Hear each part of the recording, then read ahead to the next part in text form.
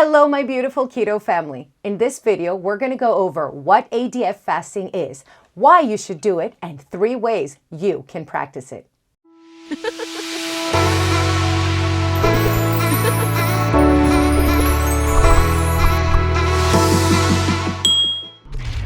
For those of you who don't know me, my name is Talita from Shrinking with Keto. And at the age of 32, I had a hysterectomy performed, tossing me directly into the menopausal pool, adding an extra 40 pounds to my already morbidly obese existence. Now, throughout my ketogenic journey, I have lost over 190 pounds. I reversed my type 2 diabetes, regulated my hormone levels naturally, and claimed my life back. And since then, it has become my obsession to help you claim your life back now. Full disclaimer, I am not a nurse, I am not a doctor, nor a medical practitioner of any kind. Every single piece of information that I provide you with is based on my own very extensive research, alongside people that I have helped and coached, and from my personal experience. And I know that it is more than enough to help you. Now, you want to make sure you stay until the end of the video because I'm going to give you a secret tip when it comes to ADF. ADF stands for alternate day fasting, or every other day fasting. The definition itself is quite self-explanatory. You eat one day and you don't eat the next. In the ADF protocol, there's no real mention as to how much you should eat, how many times a day you should eat, or how many calories you should consume on your feasting days. The only thing it does mention is that you fast on your fasting days, which keeps you wondering, wait, if I'm starving one day, won't I be eating like an animal the next? Won't I overeat my calories and therefore just throw all the fasting day in the trash? Good question. Actually, no, you don't. A study in the Nutrition Journal shows that hunger was significantly suppressed the days that our participants were feasting. During their eating windows, these participants did not overeat, even though they had the freedom to eat as much as they wanted. Now, I found this very interesting, and being a why person myself, I dug even deeper as to a theory why this may occur. You see, ADF helps develop a metabolic flexibility, teaching our body how to bounce in and out of ketosis. This means that on the fasting days, our body can burn fat for fuel since we have an increased number of ketone bodies. And then on our feasting days, the days that we're going to be eating, our body can quickly jump back into burning carbs for fuel. This jump in and out of ketosis seems to suppress our hunger hormone, but hey, that's just a theory. Let me interrupt you for a second. If this is the first time you're seeing this pretty face, let's make sure it's not the last. So please go ahead and subscribe to my channel. Ring the bell icon so that YouTube can let you know every time I have a new video. Go ahead and comment in the comment section below. Ask me your questions and I will try my best to answer every single one of them. Let's shift over as to why. Why should somebody practice alternate day fasting? Well, like most fasting protocols, the first benefit of ADF is weight loss.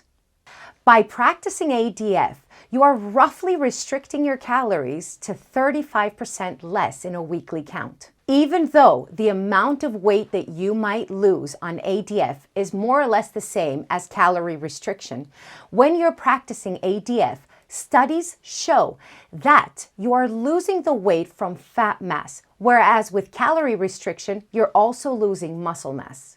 ADF also improves insulin sensitivity. It lowers blood pressure and sugar. It is also associated with increased longevity and metabolic changes, not to mention an increase in glucose tolerance. Is that enough? Well, let's go directly into the 3 protocols of ADF. These are 3 ways that you can practice ADF.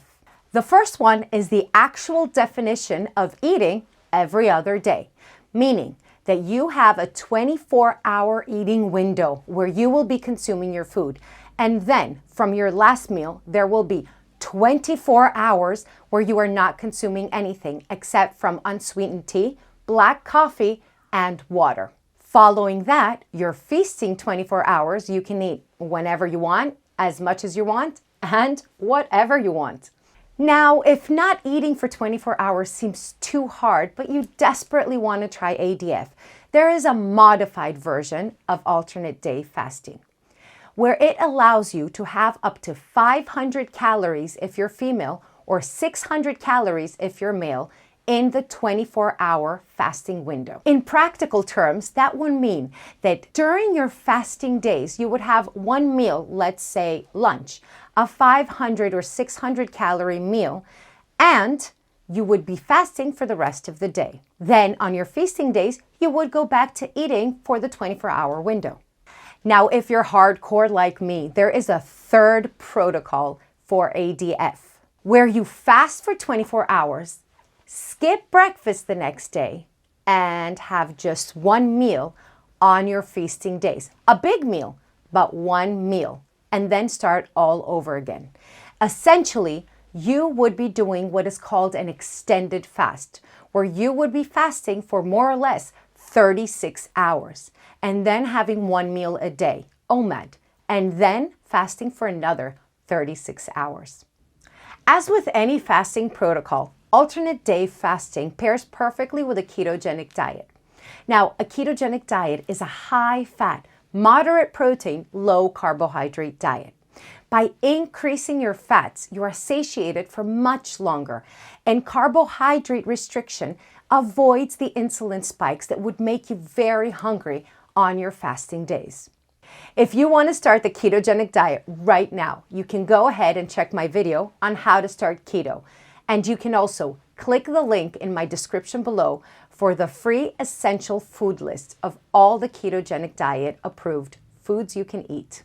Congratulations if you stayed until the end. So here is the tip of the day. The last thing you want to consume before your fasting day is MCT oil. MCT oil will keep you satiated for much longer, and it also provides much needed energy. So there you have it, the what, why, and how of alternate day fasting. Oh, and the most important thing of all, chin up or the crown slips.